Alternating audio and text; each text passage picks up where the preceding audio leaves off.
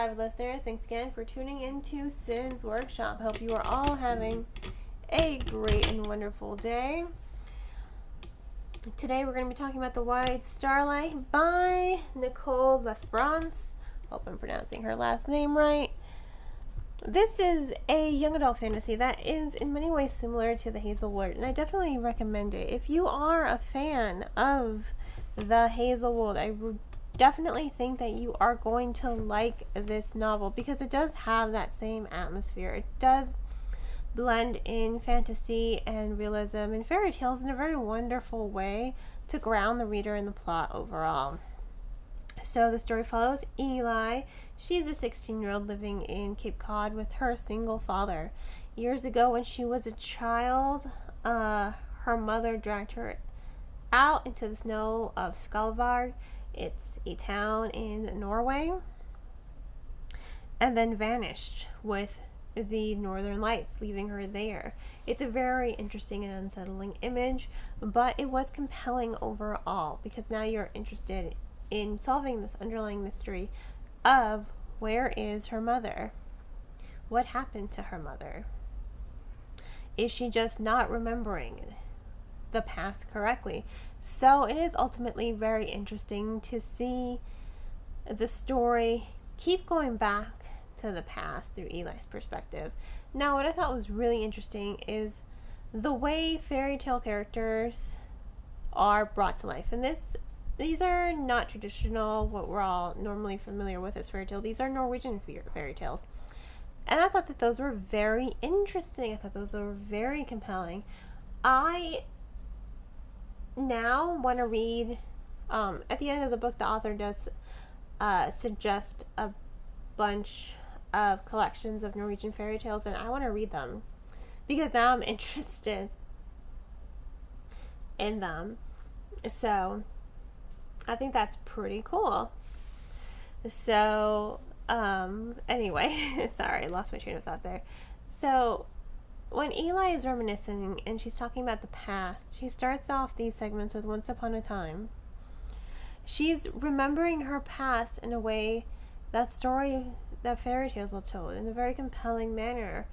They are very interesting to the reader, and I ultimately did think that they were compelling because I haven't read something like that before. When someone's talking about their past and like, once upon a time there was a girl and her mother.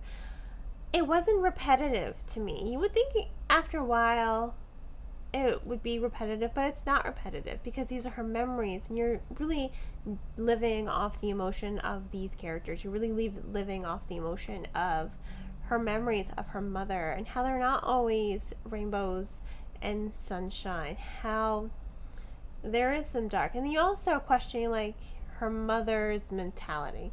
Was her mother mentally sound, or was magic real? It's a little bit of both. Magic is definitely real, but her mother, I think, was too addicted to bringing fairy tales to life that she didn't care if they endangered other people. And you have these three characters, the three princesses, that she brought to life, but they are not good princesses. They are nothing like their story form counterparts because she rewrote their ending. And I don't think she understood, because she did it when she was a child. She didn't quite understand what rewriting their past was going to be like. So that's what I thought was really interesting with the story. Sorry. Oh, I'm so dehydrated today.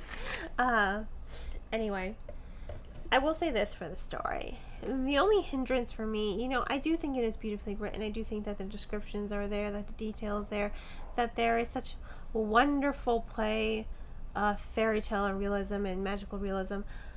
My only hindrance is Eli herself. And I say this with trepidation. You understand her when you're reading. You can connect to her. That doesn't mean you like her. Not 100% of the time. I did not. I thought she was very selfish a lot of the time. And that's what I didn't like about her, because she is quite selfish. She is quite self-centered sometimes. And I didn't really understand why, because I understand she has this hole, inside of her. She's lost a connection to her homeland when she lost her mother. She doesn't even remember how to speak the native language of where she grew up anymore. She just knows English. And it's really sad to see that, to lose a piece of yourself that was so important to you. I think it's left her with this lack of sense of self. She doesn't have a sense of self. Now, that being said, you understand she's still reeling from the disappearance of her mother from when she was a child. She's 16 now. At least a decade has gone by. On some level, she is over it, because when her father dates other women, she's okay with it. There is a mention that she did connect very strongly with one of the women.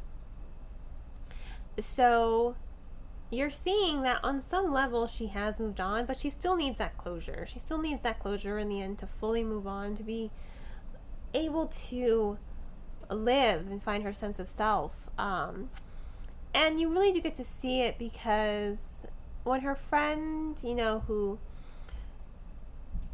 gets accepted to a prep college, or prep school, it's not college, but it's not high school anymore, but you're prepping for college because high school is just too easy for you. She doesn't tell Eli about it, and neither does her father. They're all constantly worried, like, oh God, how's she going to react? Oh God.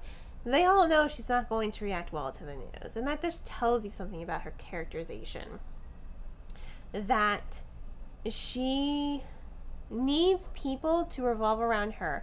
And you see that again throughout the rest of the story. She doesn't care if she worries her dad. She doesn't care. She just disappears without a word. She doesn't care who she's hurting, as long as she just gets what she needs to get. And that's what's disappointing about her characterization. Again, you're able to understand it. You can relate to her grief. You can relate to her needing this sense of closure. But this selfishness, while realistic, I'm not going to say it's not realistic, because when you lose yourself to grief, you do tend to become a little selfish, because you're unsure of how to handle it.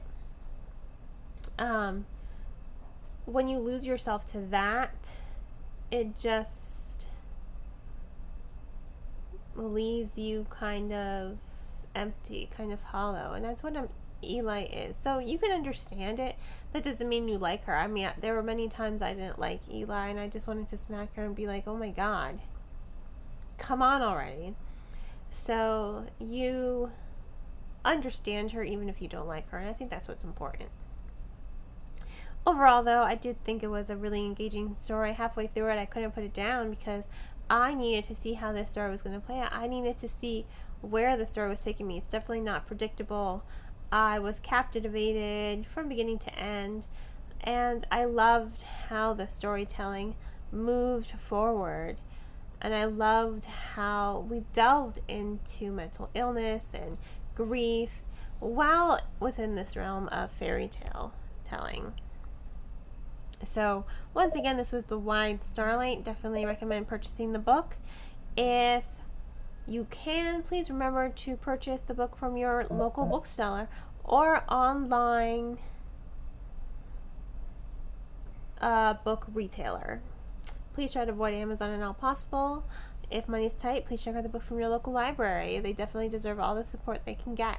And on that note, I hope you will continue to support this podcast by liking this podcast, following it, and sharing it with all your book-loving friends.